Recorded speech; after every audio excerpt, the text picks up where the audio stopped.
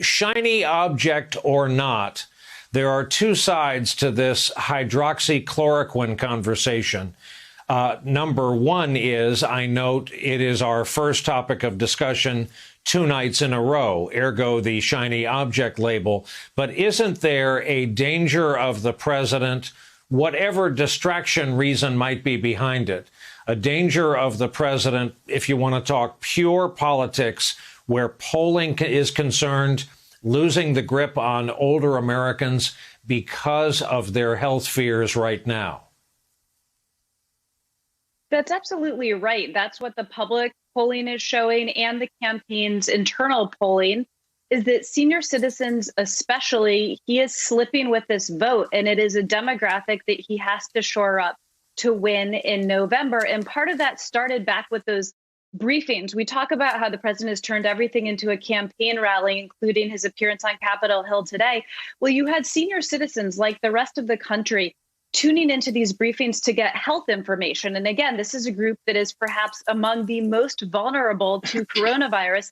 And instead of getting useful information, scientific-based information about what treatments might or might not help, they were treated to the president's moods and whims and rantings, and it turned them off. And that is reflected in the current polling. Sam Stein, as we've discussed on this broadcast, we have these dueling patriotic duties right now, and the country is split on them. One side determines that they're going to stay indoors, and that is their patriotic duty, seen by the other side as their duty to get out. Ditto with the wearing of masks in a whole lot of areas in this country now, split along red and blue lines. Is the taking of a pill, hydroxychloroquine, about to take on the same contours? Funny you should ask that. Story we assigned today to my colleague Will Sommer looks at that very question.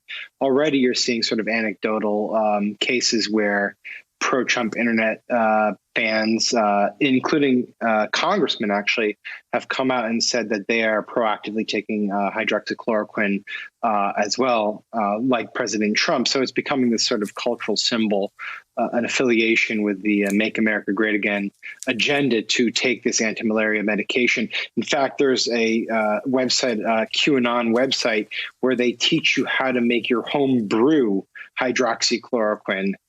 So this is clearly taking root. I don't think it's taking root in the same way that a rejection of mask wearing or demands that businesses open against stay-at-home orders is currently in terms of a political matter. But it does go to show you, Brian, that, you know, even debates around a global pandemic that has caused, system-wide shutdown of our economy, a huge amount of loss of life, that these can be distilled through partisan lenses. And part of that is because this is how Trump operates. And in a way, this is how he wants the debate to be had.